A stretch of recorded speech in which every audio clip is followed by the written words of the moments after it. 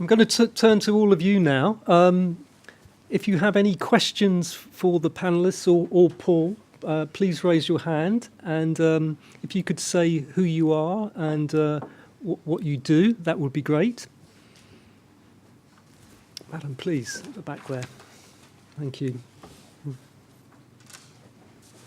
Hi, my name's... I'm not sure. Is it on? Yep. Yeah. It's on. You don't hear it very well, but it is on. Oh, it is on. No, Oh, we can hello. hear you. My name's Catherine Turner. I'm Advocacy Director at Publish What You Fund. So we promote transparency in aid. Our background's in development aid, but we have been taking a keen interest in the transparency work stream. What's really struck us is this really ambitious timeline with a deadline of May 2018 for everything to be wrapped up. And obviously, having worked in change processes previously, and sort of from what you said, clearly that's a longer burn to really get all this really integrated. I just would really love to hear the panelists' thoughts around how to keep that momentum going beyond 2018, because I think the deadline obviously serves as a great incentivizer for all of this, and what your thoughts are to how to keep that momentum going beyond that very tight deadline. Thank you. That's a great question. Thank you. Who else? Sir, please. This is Ala Khattab. I'm former WASH manager in Oxfam GB in Syria and current postgraduate student in the University of Birmingham. I have one simple question, actually. You've just mentioned that we have 30 signatories for this. And how do we ensure, as this initiative, that we are not doing harm to the organization, that they are not signing this this initiative? Because this reminds me actually with the Sphere project, with the start of the Sphere project, and we ended up with some division between the Francophone kind of organizations and the English-speaking organizations. Thank you. Thank you very much for that. Adam, please. Yes. No, Joanne, wait for the microphone. Yes. Now nice I'm to see you. Hello. Many of you in the room might already know the answer to this, including Paul, but where do you see this going, this initiative, or where would you like to see it go, in terms of the report and in terms of, building on the meeting and that in taking this forward?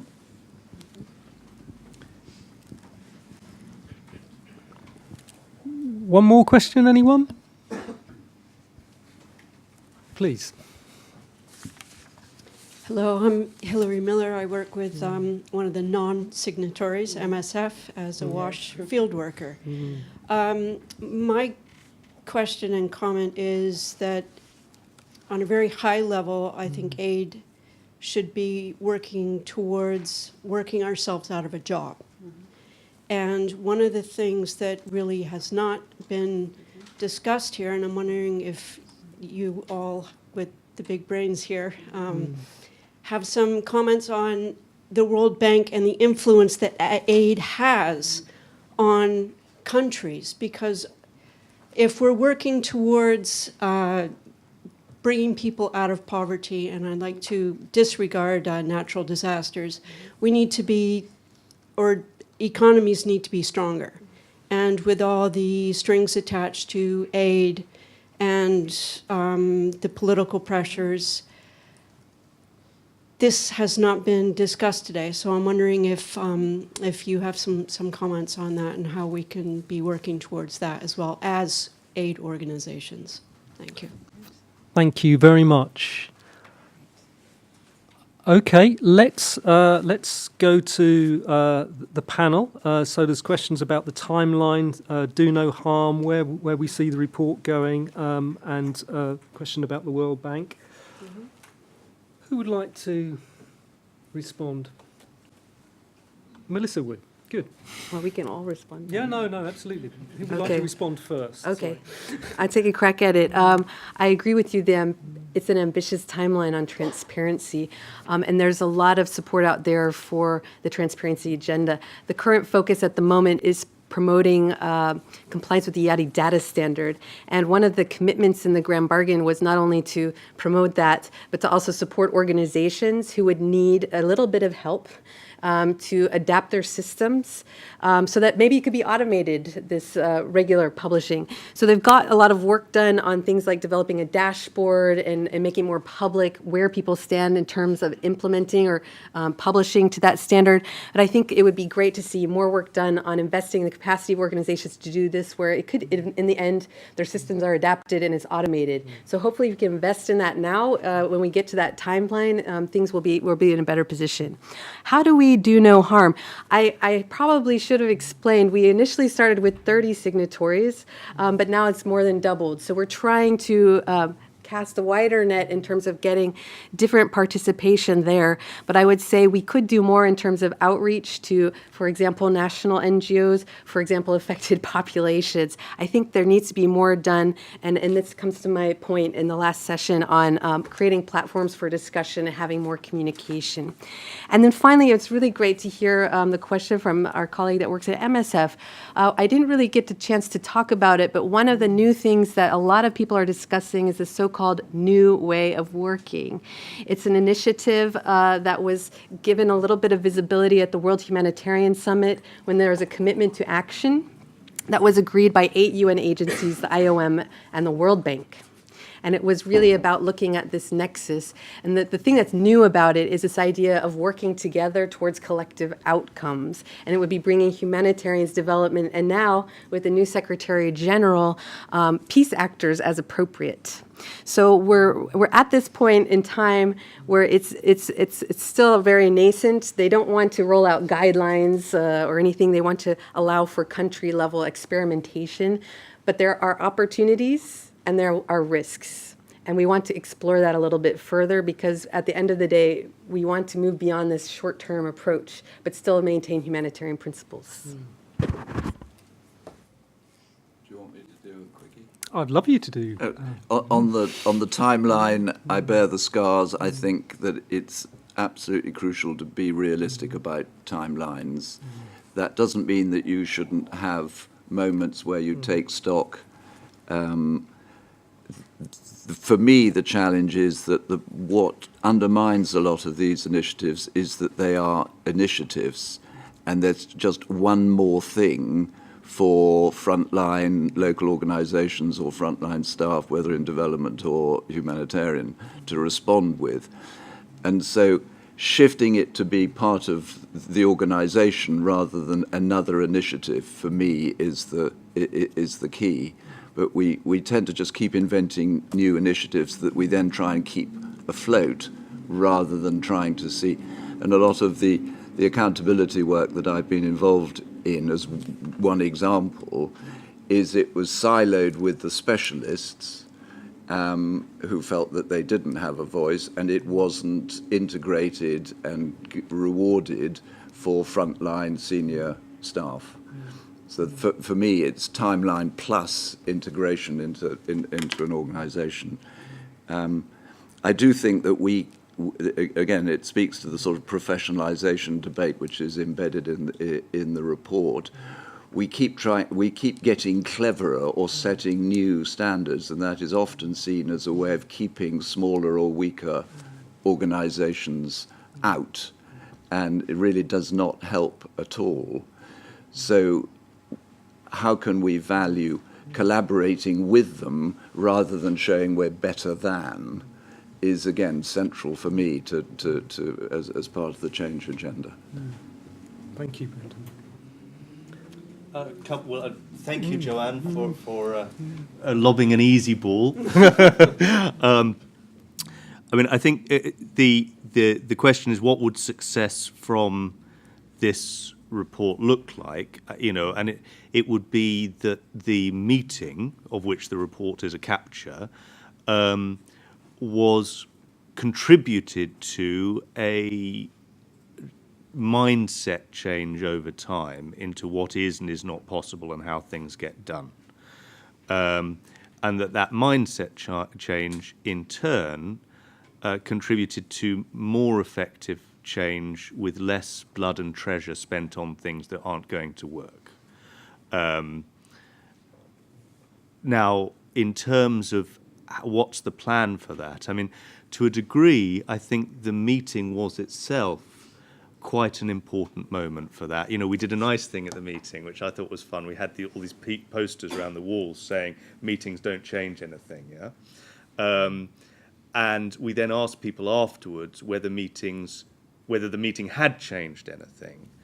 And, you know, some people said they were going to use the ideas, a small proportion of people said they were going to use the ideas directly. They were going to go back and actually use these ideas. More, what had happened from the meeting, people said, was that they'd kind of met other people that they could continue to develop ideas with. So they were creating social networks. We put in great, which is they got some new ideas.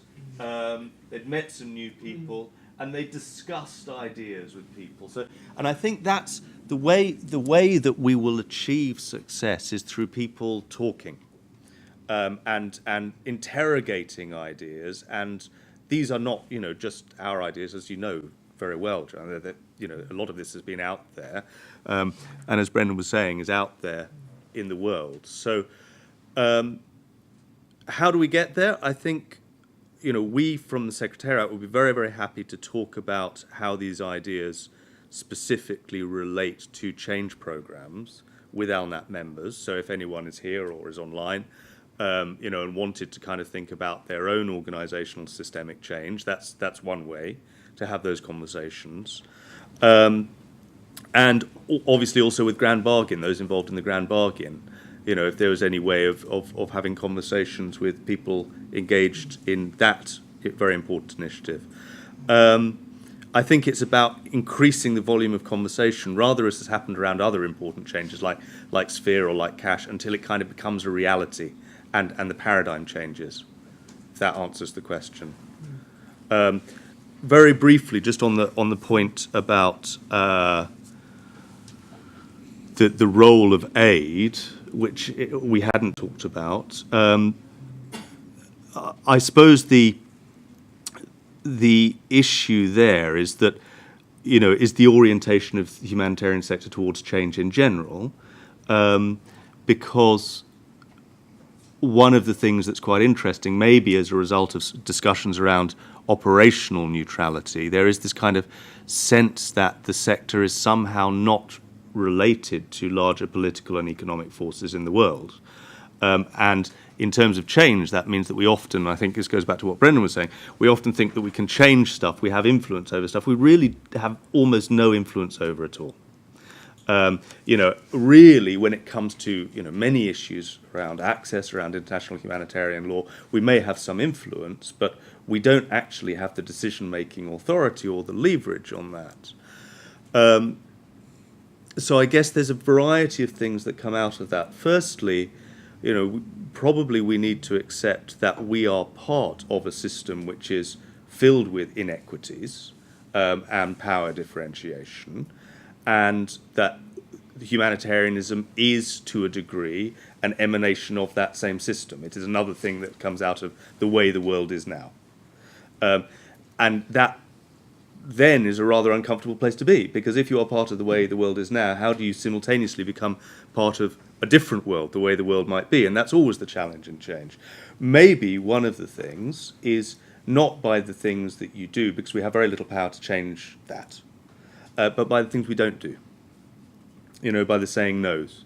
There's a consultant and thinker whose name escapes me, but who says that no is the beginning of a conversation in terms of change. You know, you can always say yes, yes, yes, you know, just yes continues things the same way. But it's actually when an organisation says we can't do that, we won't do that, that's where there is some possibility to have one foot in the now and one foot also in the future. I don't know if that made any sense. Well, thank you very much. Just to let you know, we're getting lots of questions coming in from the online audience. Many of them are around the Grand Bargain, and many of them are around measuring change. And so I'm just going to read out a couple. How can we measure the impact of the Grand Bargain on the ground so far? And another one, both from anonymous people. Don't know why. The Grand Bargain currently relies on self-reporting and annual evaluation that's largely based on this self-reporting. What would be a better means of tracking progress and assuring accountability for commitments? And so there's some issues here around how to monitor and measure change, particularly in relation to the Grand Bargain. Paul, could I put you on the spot on the Andreas. Oh, Andreas, okay. Having been involved in doing Yeah, no, I'm that. happy to. Yes. I think I heard also a little bit of criticism at the very second question. So, but you know, on that some of the assessment around the Grand Bargain is very much based on the self-reports, and that is true. And when we looked at when we looked at this assignment, how do we measure progress in the Grand Bargain? We had, of course, a lot of discussion around it. Of like, how can you measure? It's such a grand change process. How can you actually track what's happening? And we consciously decided not to look at the results on the field. So here, first year, probably too early. We recommended looking at some results on the field for the second and third and later iterations of the report. So in this first year, we looked at very much the process side of things, very much what kind of either at the work stream level, in joint meetings, what has happened, but also we looked at what organizations told us and what donors told us about different measures that they implemented inside their organizations, and try to assess that, okay, is that significant or not? But so I think it's worth looking forward, like how will we be able to measure the success of the Grand Bargain? And I think ultimately there are three fundamental questions that we should be able to answer. And one is around efficiency. So do more cents of every dollar spent on humanitarian aid reach affected people? So do we have more of that money actually get to the people that need it? A second question, are people who receive aid or services by humanitarian actors, are they increasingly satisfied with that? And third, do we actually prioritize the neediest of the neediest, or we focus on people who are easier to reach? And I think some of these questions reach to the very heart of the Grand Bargain of what it tries to change. And that's what we should be looking at. Now, and this might be a little bit technical, but of course, if you just look at these questions in themselves, then you won't be able to attribute change to the Grand Bargain. I mean, there might be many reasons why we see people being more satisfied, why you see ground truth measuring higher satisfaction, why. And some of this we can't even measure right now. So we don't know actually how many cents of the dollar actually reaches people. We have, and this is quite a travesty. But there might be already a progress that we get there, that we are able to measure it. But there's a question about attribution, and this is why it's going to be important not to look at only at the results on the ground, but to look at keep your eye on the processes at headquarters, keep your eye on this kind of intermediary output level indicators. We have indicators for localization with targets on localization. We have some kind of indicators on earmarking. So you have to take that whole package together and see where it stands. So I wish good luck to whoever is doing the next report, because they'll have a hell of a job. No, absolutely. Brendan? Just a couple of thoughts. I mean, I think measuring change or impact is absolutely crucial. The problem when I've been involved in this is that the evidence tends to be anecdotal rather than systematic. So how do you get an overview, because reporting tends to pick out either some of the, as it were, the bad things so lessons can be learned, or some anecdotal stories about what's working, but it doesn't give you a management picture that enables you actually to do something. I think we are very weak on external verification, so a lot of this is not going to be trusted anyway unless we acknowledge that we need some methods of external verification. And then the good thing is, with the digital revolution, the affected populations are going to tell us even if we don't do anything about it. So there is a huge change anyway going on, and it's time we woke up and smelt the coffee. Very good. We've got time for a couple more questions. Madam, please, you in the red. Thank you. My name's Doreen McIntyre. I work as an independent consultant with NGOs, many of whom are undergoing change process. I wonder if I could come back to something that Paul talked about at the beginning, which was this idea of building on the positive and hanging on and valuing to things that actually do work. I wonder if the panel could say a little bit more on that point, on how to get that balance right, because you don't want it to be so fixated on the old ways, but without losing sight of them, that it actually stifles any change. But equally, to get that balance right and actually build on the positives and the what is working, how do we get that, and have we got any good examples of where you've seen that in action? That's a very nice question. Thank you. Anyone else? Okay, well, I think it is a very nice question, and it's a positive question, and it will be very good to hear the views of the panelists on that. How can we how can we build on the positives? The way I tried to do it with the DEC agencies was to start from a framework that said, well, let's agree some indicators of the sorts of changes you want to deliver, and then do you have policies in place that support that change? Do you have evidence of practice that is delivering it? And do you have evidence of assurance that where you haven't got it, you had systems to close the circle and go back? And the wonderful thing was that on the whole, the specialists who obviously had to produce these reports for the top floor used to systematically score themselves down so that top floor woke up and said, oh my God, we can't have that report going on.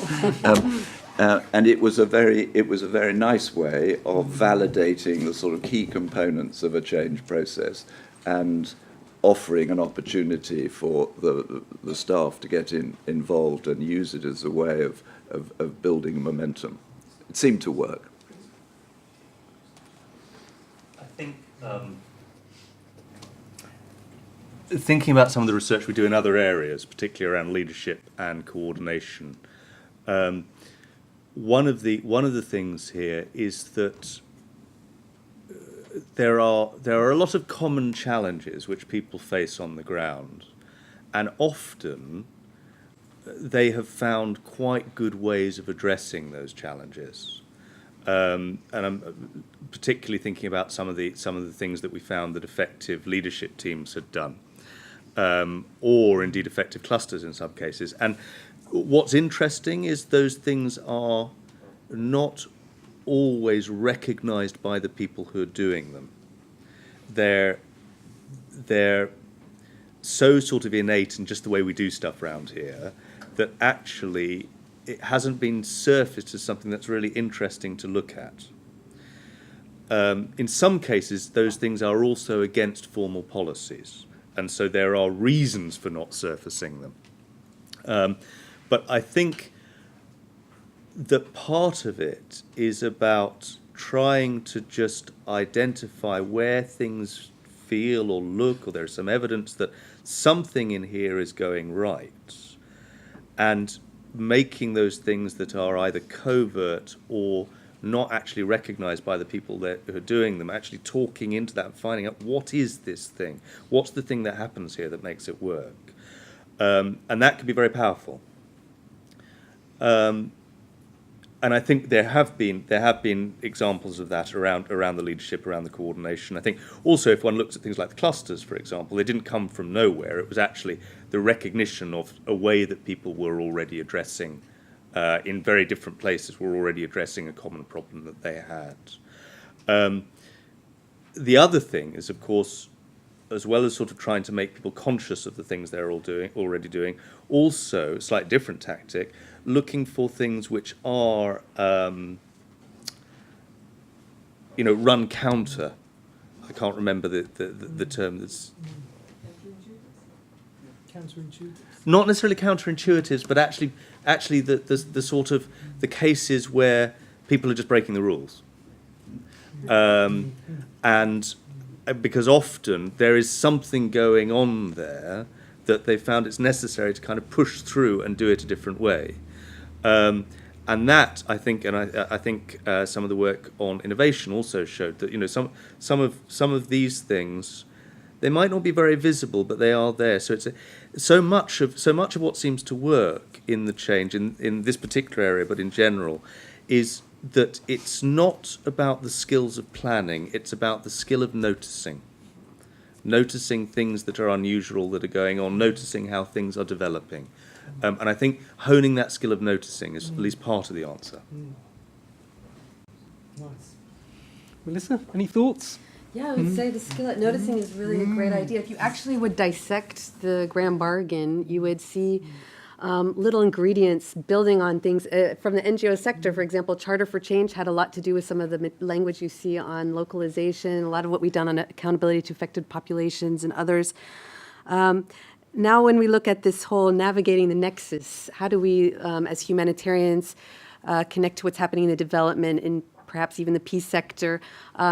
Our colleagues on the UN side say NGOs who've been doing this, who've been working in multi-mission NGOs, have learned so many lessons.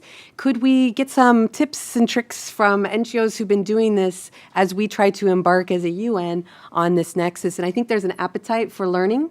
I don't think that everyone's noticed yet, but if people take the time to just share that learning, we might be able to see some relevant lessons learned in trying not to do any harm, respecting the principles, but also taking advantage of some of the opportunities of having a more longer-term approach. Brilliant, thank you. Andres? I was very satisfied with the answers here. So. Okay, very good. Well, look, I think we have very, very, very quickly. It's gone very, very fast, hasn't it? We've come to the end of the launch. There were so many questions here, and I should say to people that did submit questions, apologies to you all if we didn't have an opportunity to answer all of them, but there were very, very many. I'd like to thank Maria and the comms team for the great animation and the poll. Are we a little bit more optimistic than we were at the beginning about our ability to manage change? Well, I'll leave that one with you as a thought. But most of all, I'd like to thank Paul, Andres, Melissa and Brendan for a very thought-provoking and stimulating discussion. So please give them a round of applause.